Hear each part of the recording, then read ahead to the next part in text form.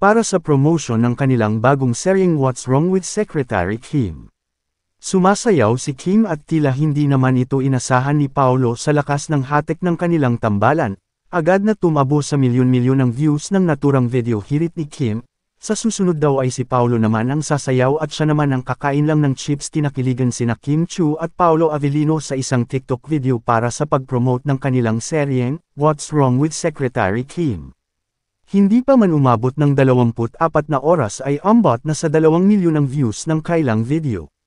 Kaya naman, hirit ni Kim, sa sunod na TikTok nila ni Paulo ay ang aktor naman ang sasayaw.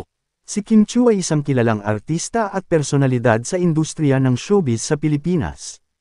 Isinilang siya noong April 19, 1990, sa Tacloban City, Leyte, Philippines. Unang sumikat si Kim Chiu noong sumali siya sa reality show na Pinoy Big Brother, Teen Edition, noong 2006, kung saan siya ang nagwaging big winner.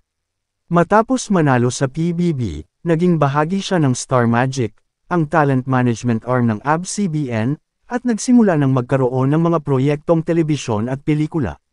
Sa post ni Kim, binahagi niya ang saloobin na nakabalik na siya sa pagtatrabaho matapos ang mahigit 1 linggo.